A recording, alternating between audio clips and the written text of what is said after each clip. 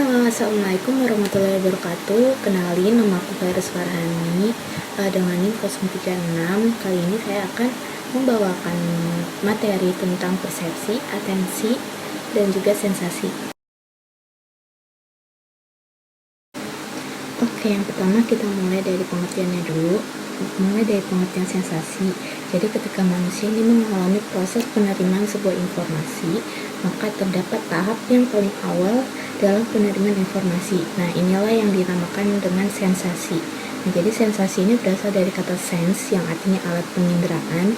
Nah, jadi ketika kita memiliki fungsi alat indera ini tuh berperan menerima informasi-informasi dari lingkungan yang ada di sekitar kita.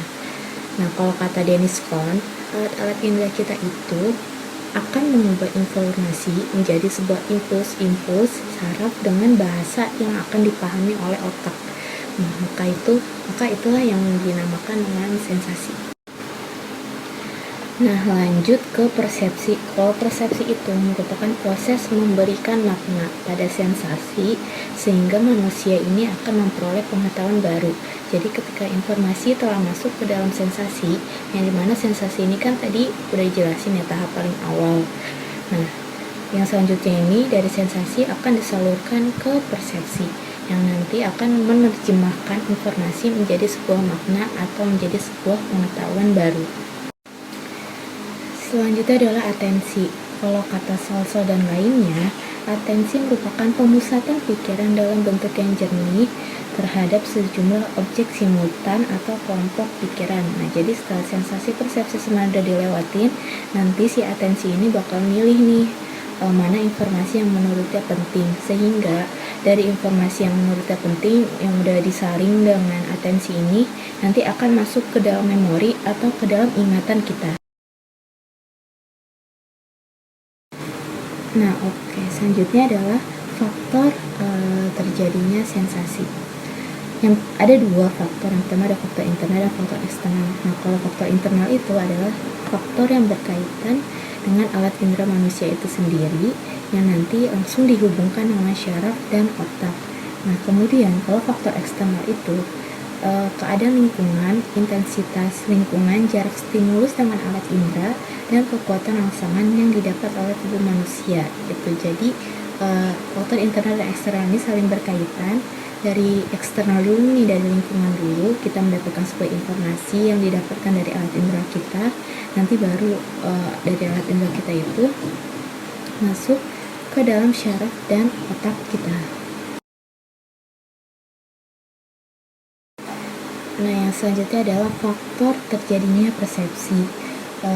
Sama dari internal dan eksternal. Kalau internalnya itu yang berhubungan dengan psikologis individu, kemudian susunan memori pada syaraf, kepribadian atau watak individu, minat individu dalam hal tertentu, serta pengalaman individu dalam menghadapi suatu masalah, dan juga proses bagaimana cara individu itu menyelesaikan masalah tersebut. Nah, kalau eksternalnya ini, menurut Miftah Toha, itu berdasarkan latar belakang keluarga, informasi yang ditangkap dari lingkungan sekitar, pengetahuan yang didapat individu, intensitas di masyarakat, serta hal-hal baru yang dialami oleh setiap individu. Nah, selanjutnya faktor dari atensi. Ya, kalau dari internalnya itu faktor yang berasal dari diri masing-masing individu yang gak bisa diubah karena telah ditetapkan oleh Tuhan, kayak misalnya usia, jenis kelamin, ataupun kemampuan berpikir dan kecerdasan manusia.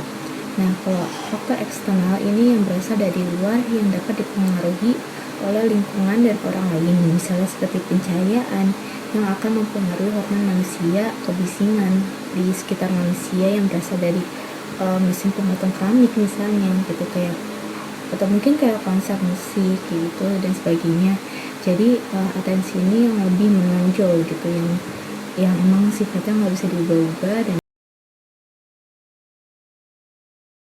nah, selanjutnya proses terbentuknya persepsi. Kalau kata Robbins, ini ada 3 tahapan, yaitu pemilihan, pengorganisasian, dan interpretasi. Nah, kalau pemilihan ini dilakukan pada saat individu itu memperhatikan sesuatu dan secara bersamaan individu tidak memperhatikan yang lainnya gitu. Jadi individu ini hanya fokus ke satu objek yang membuatnya itu menarik perhatiannya gitu, misalnya dari ukurannya, kontrasnya, pokoknya apapun yang menurutnya itu menarik perhatiannya dia. Nah, itu dipengaruhi faktor eksternal tadi. Kalau internalnya itu dari alat inderanya sendiri, dari psikologis ataupun dari pengetahuan yang sebelumnya dia udah punya. Nah, yang selanjutnya adalah pengorganisasian. Kalau pengorganisasian itu dia ini memaknai atau memahami stimulus yang sebelumnya datang tadi, yang dari proses pemilihan gitu, jadi memberikan sebuah makna.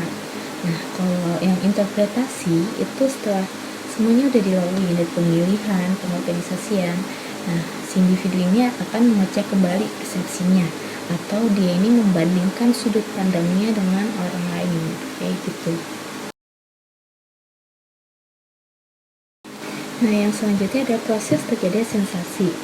Nah, proses sensasi ini terjadi ketika alat penginderaan manusia ini merangsang sesuatu apa yang telah dilihat, yang dia rasakan, gitu, yang kemudian nantinya akan dipahami oleh otak dari apa yang telah kita lihat, didengar, atau yang kita rasakan. Nah, dapat dikatakan bahwa sensasi ini merupakan proses penangkapan stimuli oleh panca indera kita, yaitu kayak melihat, mendengar, gitu, mencium, dan sebagainya. Jadi stimuli itu rangsangan dari alat indera kita yang menangkap satu persatu dari apa yang kita lihat, apa yang kita rasa, dan apa yang kita dengar, dan sebagainya. Nah, kemudian proses terjadinya atensi. Proses atensi ini itu memiliki hubungan yang erat dengan memori atau ingatan kita yang terjadi pada proses berpikir.